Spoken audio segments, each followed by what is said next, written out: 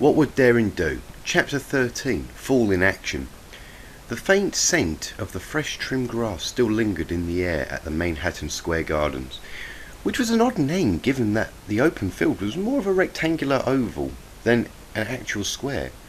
Nevertheless, Spitfire felt invigorated as she took in the scent, though it was because it reminded her of the fragrance of Applejack's orchards on a sunny afternoon. Even the trees transplanted onto the field for the flyers that wished to incorporate chain manoeuvres in their routine reminded her of Sweet Apple Acres. The Wonderbolt Captain gazed out across the arena field with a growing sense of nostalgia and a longing sigh upon her lips. Turning her gaze away from the field, Spitfire took a few moments to admire the sheer scope of the audience she would be performing in front of. The vast majority of the seats were empty, but there were small clusters of eager fans who wanted to catch a glimpse of their favourite athletes during warm-ups. Spitfire was never daunted by crowd size. If anything, she revelled in the cheering and the glory of the adoring crowd. Her eyes continued up the multiple tiers of the stadium until they focused on the VIP boxes near the top. Even from a distance, she recognised which box would be the one that Applejack would be sitting in, the one adorned in the Wonderbolts colour in Section C. She made a mental note to make her flybys extra close when she went by that particular section. Spitfire had seen all things that made Applejack such a wonderful pony. It was time that she returned the favour. But would she be able to? It felt like it had been ages since she had last set foot in an area. A part of her hoped she hadn't lost her touch after missing so many practices. Spitfire wasn't known as one of the best flyers in Equestria by skipping out on the team meetings and practice. At the same time, it was hard for her to make time for a personal life when she was spending almost every waking moment training and studying techniques. Those concerns of hers were short-lived though, when she watched her teammates flying overhead and Spitfire reminding herself that the Wonderbolts didn't need their captain watching over their every move, and she had faith that Saurin would be able to fill in for her when needed. Fleetfoot and High Wind were practicing their paired routine for tomorrow's competitions. They made a good pair, and Spitfire thought, even if Fleetfoot still had a tendency to go a bit faster than High Wind, a streak of brown and gold out of the corner of her eye pulled Spitfire's attention downrange of the arena. At the far end she could see a team of Griffins going over their last minute routine adjustments. Looks like the Golden Hawks have really got their act together, the Wonderbolt Captain mused with a wry grin, and she relished the opportunity for decent competition. If anything, strong adversity only made victory taste sweeter. As she recalled from her studies of the Golden Hawks, they had great speed on their divines and strong discipline, but their manoeuvrability was lacking. And that was where she and her Wonderbolts were going to nail the Griffins to the scoreboard. I wonder what AJ's doing right now. Her thoughts drifted back to the subject that had been plaguing her for the past several minutes. Even though Applejack gave her blessings, it didn't help the Pegasus shake the feeling that she had abandoned her girlfriend at a time of greatest need. Spitfire kept telling herself that she could make up for it later, but it felt like an excuse rather than justification. Why did Applejack have to be so concerned over Rainbow Dash's absence? Why couldn't she just be happy that they were spending time together as a couple?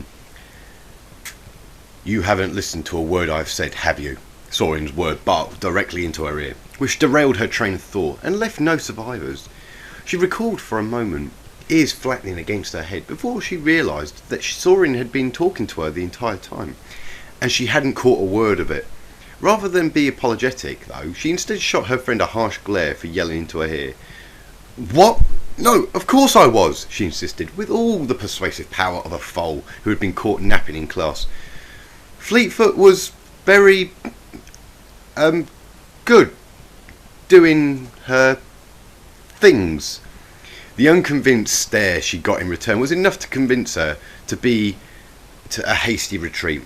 Okay, I was just lost in thought." "Please tell me this isn't about Applejack again," Saurin groaned as he buried his face in his hoof. "Hey, I'm allowed to be worried about my girlfriend," Spitfire snapped back with her trademark temper. However, as always, her friend remained immune to the effects of her outburst. "I'm not saying that you can't be," Saurin argued. He found it strange that he was the one having to be the voice of reason, given That was often Spitfire's job to keep wayward team members in line. However, as the second in command, it was part of his job to keep watch over the captain. Were he not such a close friend with her, he would have been far more upfront about his concerns than he was right now. It's just that this isn't the best time to be distracted by personal issues. We've got bigger things to worry about. The competition is pretty fierce this year, so we need to be on top of our game if we're going to win this. Oh, this is rich. I'm being lectured about distracting personal issues by you, Spitfire replied with a tone double battered and deep fried in sarcasm. Where was that mentality back when we were going out, mister? Let's have a quickie in the locker room, eh?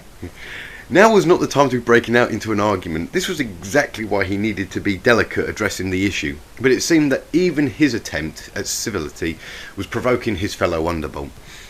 He was only thankful that the rest of the team was up in the air and couldn't overhear their argument. Yet. First off, this isn't about me or us or then, Saurin said in a desperate attempt to keep things civil. This is about what's important right now, which is the competition. It's 3 days, Spitfire. Your girlfriend will still be there when this is over. Saurin knew he shouldn't have said more, but it was too hard to resist getting the last shot in. And for your information, I've changed since then. The Wonderbolt Captain let out a disrespectful snort, which could have been considered a mild improvement. However, this meant that she had transitioned from volatile firebrand to quiet brooding, and that could be equally problematic for him. He never recalled seeing Spitfire so worked up over one pony before. Where was this level of concern when they went out? When their work and personal life became too difficult to handle together? Spitfire just severed their relationship. It didn't create an easy working environment for either of them, but in the end, freeing Spitfire so she could focus on being captain was what made the Wonderbolts the champions they were today. Do you want to talk about it? Saurin asked, in a change of tactics. I thought bringing Applejack here would make for a really fun trip, Spitfire began, as she took Saurin's offer and ran off with it. But she's been quiet and distant almost the entire time because of a friend couldn't come too. And now she's all worried about her friend and going on about how something is troubling her friend and that she should be there for her friend. You are aware of the irony of this situation. Irony? Oh, never mind. Saurin dismissed with a sigh. Applejack's allowed to have friends and be worried about them when they're in distress. Friendships are important, after all. And you were the one who was complimenting her about her honesty and dependability. I know, Spitfire snapped. Her anger was more focused at the topic rather than Saurin. Directly, so the outburst failed to faze him. It's just, her friend is, well, you remember Rainbow Dash. Saurin responded with a blank stare. She saved your pie back at the last Grand Galloping Gala. Oh, right, her! I remember her, Saurin said as the details flashed through his mind. What about her? Well, remember how I told you that Rainbow Dash set up this elaborate scheme to lure Applejack into a bachelor's auction in order for me to win a date with her? The Wonderbolt Captain paused for a moment as she struggled to force the words out of her mouth. Shame was not something that she was familiar or comfortable with, least of all to the one pony she knew would always tease her about shameful acts. That might not have been an accurate description of what happened. Which parts? Saurin asked with a hint of surprise. His friends rarely needed to make up stories to make herself look good, given all her credentials. Rainbow Dash did set up an elaborate scheme to lure Applejack to the auction block, but I was never part of the plan, and I think Dash intended to win that date, not me. The issue had nagged on her mind for a while, and now that she had a willing ear to listen, the Pegasus started babbling out the rest. I mean, I didn't go there intending to get between Dash and Applejack. I only figured it out by piecing things together over the next few days. And by the time I realised what was going on, I didn't want to break things off with Applejack, and she was already convinced this had been some grand scheme for her happiness. Saurin was beginning to regret this choice of tactics, as now his captain was even more distracted than before. Yet even as Spitfire began to pace across the field, he found himself unwillingly to interrupt her. This sounded like she needed to get off her chest. So, I can't tell her the truth, otherwise she might get mad at me for pretending this had been an elaborate plan, which is a lie of omission, so I'm guilty of dishonesty. At the same time, I've seen the way Rainbow Dash and Applejack behave around each other. They're really close friends, and if I hadn't intruded when I did, I know for certain that they'd be together now. Her confessions was beginning to sound like paranoia, but when Saurin tried to raise her hoof to interrupt, she continued on regardless, with her pace quickening with each word. Also, a bunch of other weird things keep happening on our dates, which I think are a result of Dash trying to mess them up so they end prematurely. Applejack hasn't said anything about it, but I think she's noticed them too. And now I'm worried that what if Applejack is only going out with me because of how much Rainbow Dash and I are alike? What if I was just the next best thing? We're both big time daredevil flyers and we're both super athletic, but she has years of friendship going for her while I'm just the new filly that swooped in out of the blue. I can't compete with that. I think you're overthinking things a bit. Saurin finally managed to interject. Don't you see? Spitfire exclaimed, as she grabbed her friend by the scruff of his flight suit. I think the only reason Applejack hasn't left me is because for some crazy reason she hasn't realised Dash's affections for her. Oh, sweet golden feathers of my ancestors, what am I going to do when she finds out? That was the point where Saurin decided that he had indulged Spitfire long enough and that it was time to pull the brakes on the crazy train. While he would never advocate violence against mares, politeness had no effect on the rambling Wonderbolt, so it took a firm smack across the face to bring Spitfire back to her senses. Snap out of it, Spitfire! Saurin barked. You're talking crazy! Now pull your head out your hindquarters and put it back in the game where it belongs. I'm sorry about that, Spitfire murmured, while her mind still reeled from the sudden shock. I don't know what came over me just now. You were doing that thing where you analyse every little detail of something, Saurin explained with a great sense of relief. The captain of the Wonderbolts having a complete nervous breakdown right before a major competition would have made the team a laughingstock. Now how about spending a little less time analysing your relationship and a bit more time analysing your teammates? Like a pony thirsting for a drink, Spitfire leapt at the chance to get her mind onto something else. Yes, I think I will, she murmured in half a daze. As much as she hated to admit it, Saurin was right on all counts. Even the hoof smack. Spitfire didn't become one of the best flyers by worrying over girlfriends, and she needed to keep her mind focused on the competition for the sake of her teammates. Thanks, Saurin, for knocking some sense into me. Anytime. However, if you tell anybody about this, I will strangle you in your sleep. You've been threatening me with that for years, Saurin said, and the two Wonderbolts shared a quick chuckle. Look on the bright side. Once tonight's competitions are over, you can take AJ out for a night on the town. Like you said, Rainbow Dash isn't here, so you've got all the time in the world. By the time that she arrived in Manhattan, Rainbow Dash was still cursing herself for having spent so much time with Rarity getting her ensemble in order. Speed was of the essence, and still the fashion-obsessed unicorn insisted on a fresh original outfit for Dash to wear.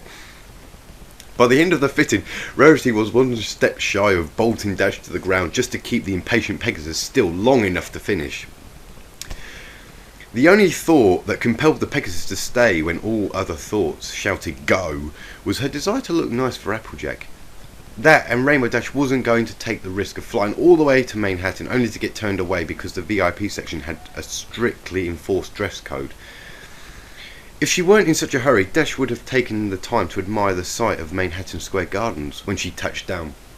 Its towering walls of steel and glass glistened the Manhattan cityscape lights like an artificial night sky. It gave it the appearance of an almost sanctified aura, like a temple devoted to athleticism and determination. Dash knew she would need some of that sense and determination if she were going to make it through the night. Though a child of the sky, Rainbow Dash was glad to be on the ground, as her dress had not been tailored with high-speed flight in mind. It didn't ride as high on her flank like her gala dress did, but the section gown patterned to look like flowing feathers created a lot of drag during flight. As she approached the nearest gate, the station security guard chimed in a A monotonous voice. Tickets, please. I don't suppose you know where I could find Spitfire of the Wonderbolts, do you? Dash asked as she presented her ticket. It was a long shot, but the easiest way to find Applejack would be to find the celebrity mare that would likely be glued to her flank. Autograph sessions are held tomorrow, the guard replied in a manner that made him sound like a pre-recorded message. Dash realised the guard had likely heard similar questions 1,000 times already by adoring fans, which meant she was going to have to find Applejack the hard way. It was a task that was as difficult as it would sound. Finding a pony in an arena packed to the gunnels was like trying to find a particular need in a pile of needles. It seemed almost hopeless at first.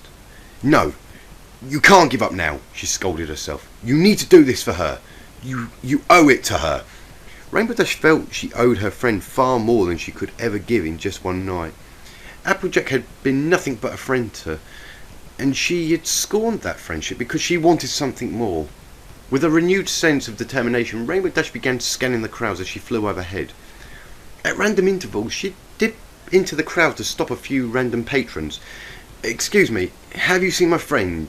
She's orange, wears a Stetson, kind of smells like apples.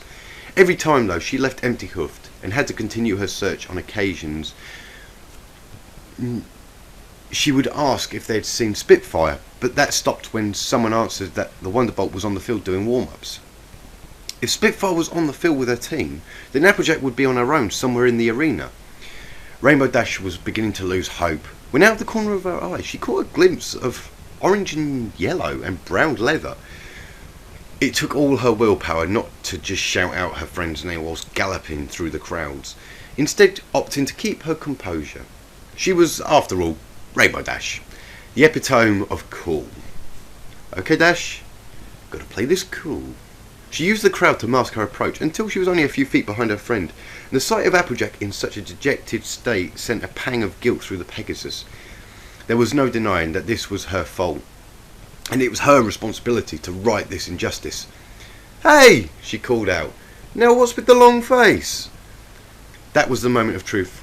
Would Rarity's guarantee hold up? Would the magic of friendship hold up under the weight of Dash's self-imposed guilt? It was a daunting challenge at first, as she was under a heavy burden already, and she held her breath as she watched Applejack's ears perk at the familiar call. Her pulse quickened as her green eyes widened at her presence. Her hooves began to tremble as their gaze met. However, the tightness in her chest began to loosen as her friend's lips curled into a brilliant smile. "Rainbow!" The excitement was so overwhelming that Applejack almost tackled her friend in her rush to greet her. Her hooves wrapped around the Pegasus with an almost vice-like grip. "I can't begin to tell you how glad I am to see you here." With those words, Rainbow Dash felt the tension throughout her body evaporate. It was just as Rarity described. As her own hooves closed around her friend, she felt the burdens of her guilt slip from her shoulders as her heart and spirit soared. It was so simple that she almost felt stupid for not realising it sooner. Her friend was happy, and it was because of Dash, not Spitfire, or Twilight, or Princess Celestia, or anybody else. This was her moment, their moment, and nothing was going to take that triumph away. How she wished she could hold on to this moment forever. But Rainbow Dash found solace in the knowledge that so long as she treasured her friendship, moments such as these would keep returning. "I'm sorry I'm late," Rainbow apologised, as the two ponies withdrew from their platonic embrace. Rarity had to remind me of my priorities.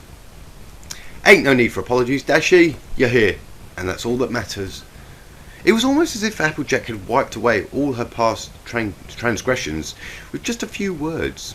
Thoughts of her past deeds lingered at the back of Rainbow Dash's mind, but her friend's words of reassurance gave her the strength to keep going. "I hope you weren't too heartbroken I wasn't here," sliding into a more comfortable persona.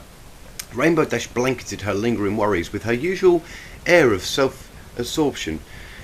"But now that I am, the fun can really start." "You said it," Applejack cheered in agreement. "Way too stuffy up here with all these uptown ponies.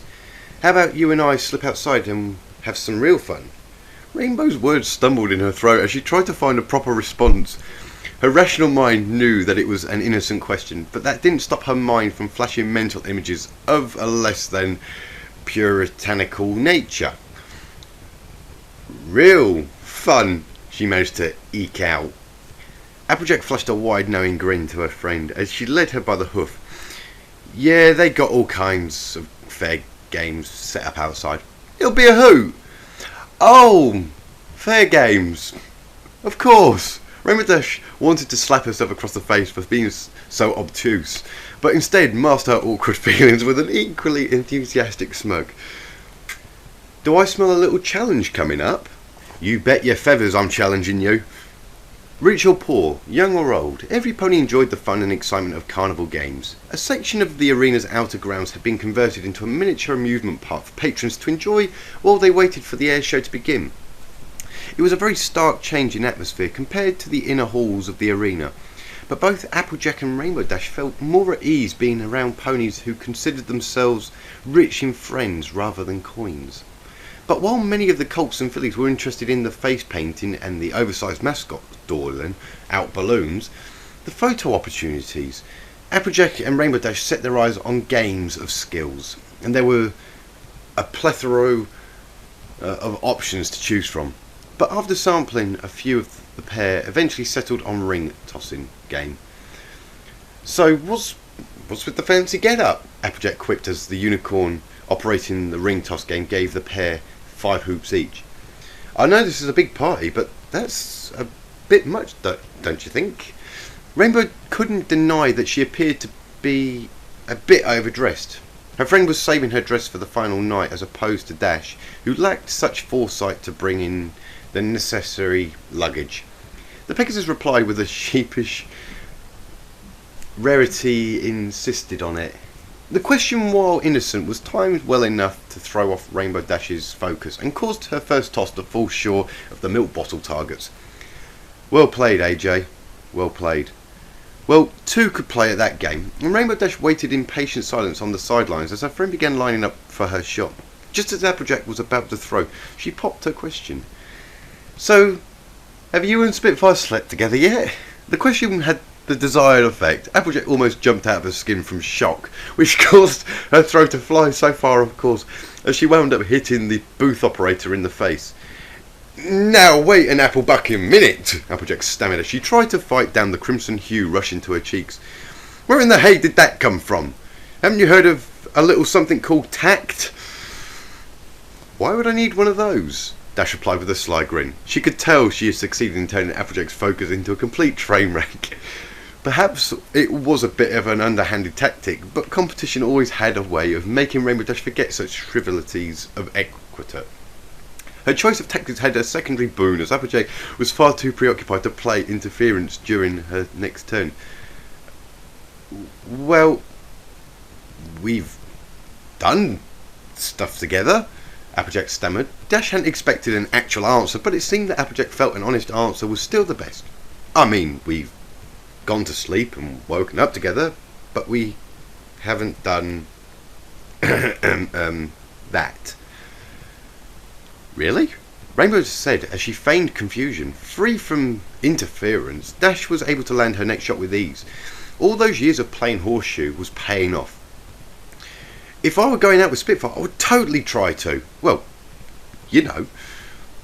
It ain't like I'm being prudish, Applejack explained. The conversation sat at the forefront of her mind, which made it impossible for her to focus on the ring tossing. Her next few shots all went wide or bounced across the milk bottle targets. After she botched the last of her throws, the farmer let out a quiet sigh. I don't know how to explain this. These past few days have given me a lot to think about. Applejack expressed in doubt. Rainbow Dash figured hearing such words would have been reason to get excited, but instead she felt a rush of sympathy for her friend.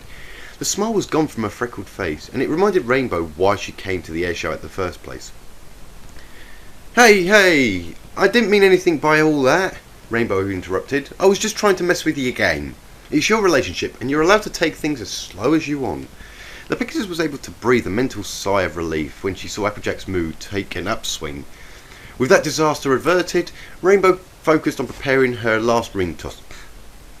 She eyed her targets carefully, her teeth playing with the plastic ring to position it just right for the throw. And with a flick of her neck, the scent the ring flipping through the air, and the timing of the tumble was flawless as the ring landed perfectly around the milk bottle's neck, which was followed afterwards by a roaring applause from her one pony audience. Guess I need to hit the pitch and get some more practice for a challenge you again. Applejack congratulated.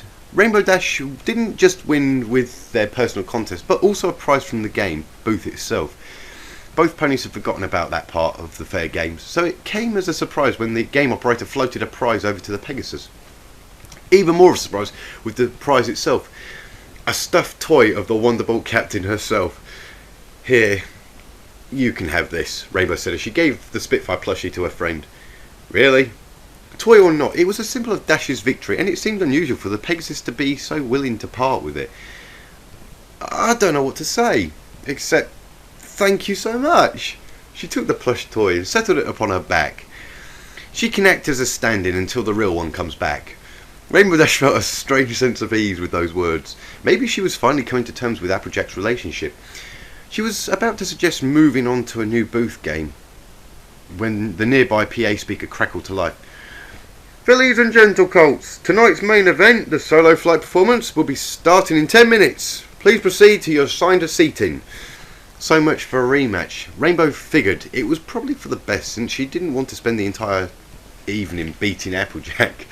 The ponies began to wrap up their games and the activities in order to file back into the arena. Not wanting to deal with the huge lines, Rainbow Dash opted for the unofficial Pegasus only entrance.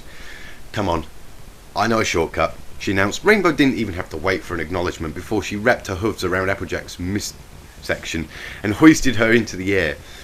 Given that this wasn't the first time she had been given a lift from Rainbow, the farmer kept still and held onto her plush passenger. Rainbow Dash was aware ahead of time that her ticket courtesy of Spitfire would give her access to private box seats to enjoy the show. But what she hadn't expected was that she and Applejack would have the booth all to themselves. The private box offered them a fantastic view of the arena and at the right height to enjoy the flight performances without having to crane their necks back for the entire time. With velvet cushion seating and a fully stocked lounge bar, Rainbow Dash should have been bouncing off the walls in her excitement. Instead, however, she had to devote considerable willpower to keep her urges in check. This was the exact kind of scenario that I had dreamt about, alone with Applejack at the tail end of an evening together. As a creature of impulse, the temptations were gnawing at her mind. To that end, she was infinitely grateful that the air show gave her something to focus her thoughts on. Since Applejack had only a cursory understanding on the competitive side of the sport, there were plenty of things for the two to talk about. Every manoeuvre had its own history to it. Every team had their own strengths and pitfalls, and Rainbow Dash, being the closest thing the farmer knew to an expert on the sport, was happy to go on in length about every trivial bit of information. And that's why, even though Fleetfoot is faster than Saurin, she'll never be able to outperform him in a solo routine. Boy, I never realised this daredevil business could be so complicated, Applejack commented. The aforementioned Fleetfoot was just wrapping up her performance, to great applause from the adoring crowd. Sadly, while Fleetfoot was a champion on the racetrack, her scores in aerobatics were less than stellar. However, a weak score from one team member wasn't cause for concern. As Rainbow explained, for the team's scores were based on the 4 highest solo routines from each team. According to her, between Spitfire and Saurin, it was hard for any other team to stand against the Wonderbolts. It's like bucking apples, Dash said, with the hopes that relating to a more familiar subject would help the farmer understand. It's all about form and technique, otherwise you just wind up hurting your hoof and getting no apples.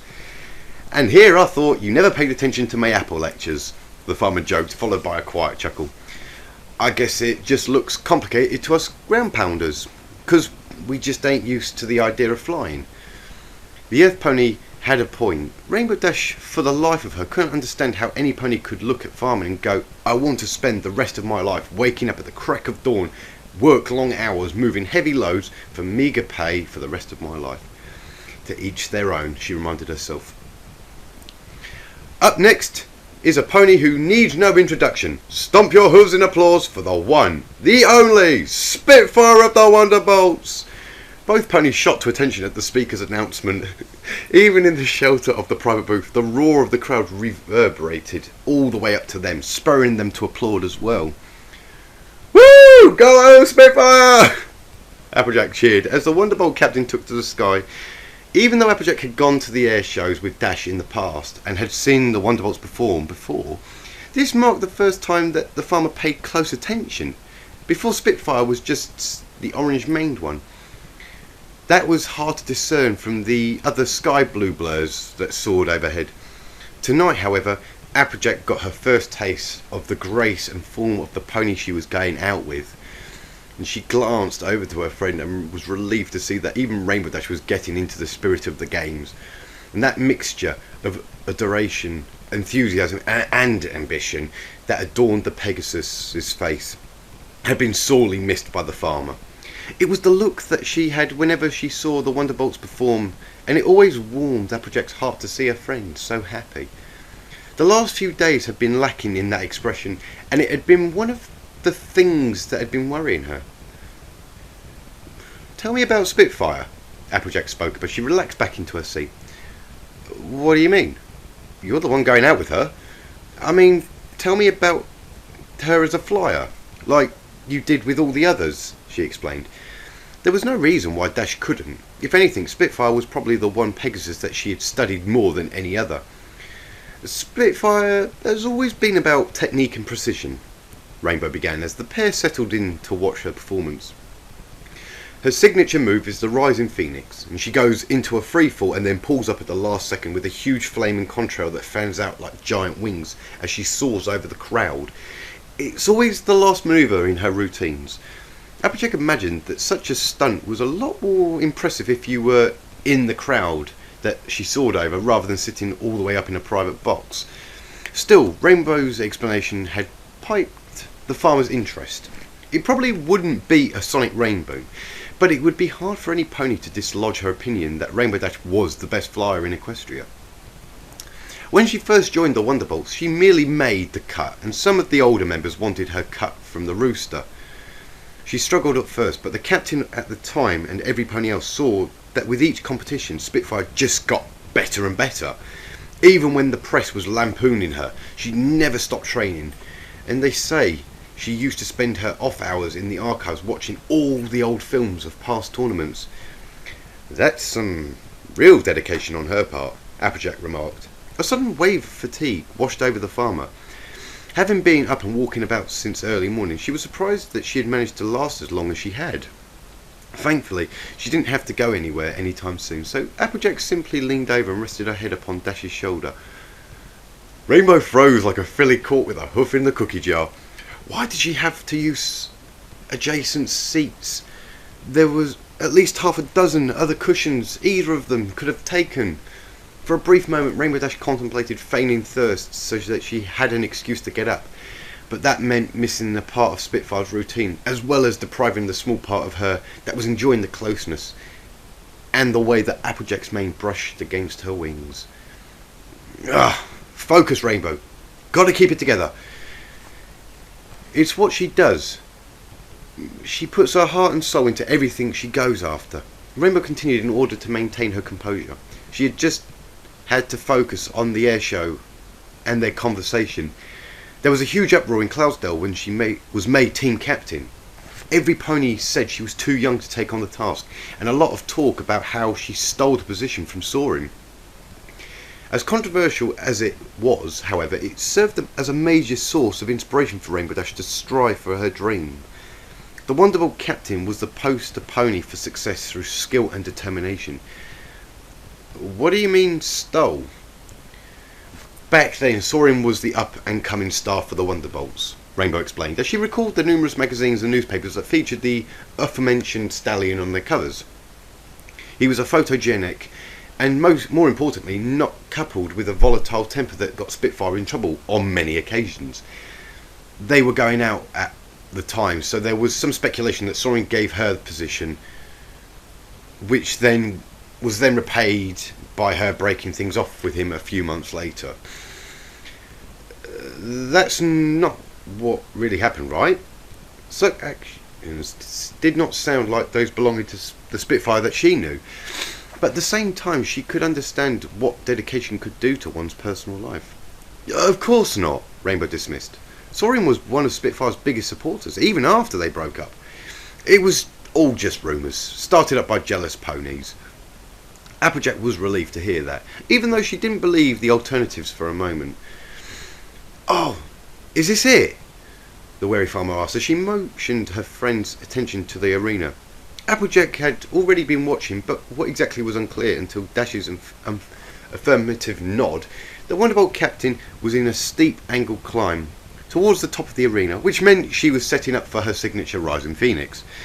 However, while Applejack's eyes were fixated on the show, Rainbow's gaze was focused on the pony beside her. Despite all her worries, Rainbow Dash had managed to make it through most of the evening without any heart-wrenching incidents. She had brought some happiness to her friend's day, and that alone made the entire trip worthwhile. But there was still one more thing nagging at the back of the Pegasus's mind, and that was the truth. Or more accurately, the absence thereof of her behalf. Applejack deserved the truth, even if it did hurt their friendship in the end. There's something I should tell you, AJ. What is it? Applejack's curiosity was piqued. Given the timing, it would have to be something important to get Rainbow Dash to ignore watching a Wonderbolt performing. The thing is, well, what I want to say is that the more Dash wanted to force the words out, the more the words refused to dislodge from her throat. I haven't exactly been completely honest with you as of late. There's an understatement of the year, Applejack said with a quiet chuckle. The joke helped to calm Rainbow's nerves. I just want to say, the truth is that whatever words that Dash managed to say, whatever truth she managed to coax out, was drowned out by the sudden deafening cry from the crowds.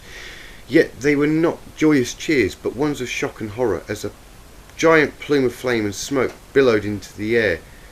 As horror gripped at Applejack's mind, she raced to the glass pane, only to see her fears confirmed. A streak of flame stretched across the length of the field, engulfing everything in its path in a rampant inferno. The voiceover, the PA, was echoing in the backdrop, but Applejack could only hear a few choice words that echoed in her mind. A horrible crash. Applejack! Rainbow's familiar call snapped the farmer back to her senses. She glanced over to Dash and saw the Pegasus was backing up from the window. But the look on her face was not one of a retreating pony. Bucket!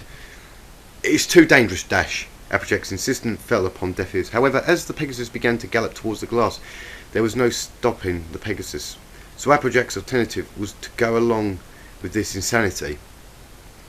And she struck the glass with all her force, obliterating the pane just moments before Rainbow Dash took to the air. The Pegasus circled above the scene of the accident to try and get a better view of what had happened. Judging by the extent of the flames and how it widened from one end to the other, Dash could only presume something awry during the Rising Phoenix. What exactly went wrong? However, was a question that could wait until afterwards. After using her wings to buffet some of the smoke away, Rainbow Dash spotted the blue flight suit of a Wonderbolt amidst the charred field. With the flames slowly beginning to spread and emergency crews still rushing to the scene, she had only a small window of opportunity to work with. A normal approach would roast Rainbow Dash in seconds, which meant a fast approach was in order. There was no time for thinking things over or second-guessing herself. Rainbow Dash climbed to the ceiling and fell into a nosedive, and she kept her speed to subsonic levels as she approached the flames. The wave of compressed air just ahead of her acted as a buffer, blasting the flames aside as she made her approach. At the last second, she lowered her hoofs and snatched the unconscious Spitfire. However, the sudden weight shift robbed her of precious speed, weakening the buffer and allowing the flames to creep in far closer than was comfortable for her. Fortunately for Rainbow Dash, it took her less than a second to get clear of the flames and smoke. Though the smoke was burning her eyes and her lungs, she was able to fly the unconscious Pegasus to safety and deposit her with the waiting paramedics. However, it was only when she set the Wonderbolt down that she noticed the Pegasus's light blue mane. Fleetfoot? The Wonderbolt must have been observing from the ground when the crash occurred, but that meant Spitfire was still out there somewhere. Refusing to give up, Rainbow Dash took to the air once more and began to circle closer to the flames.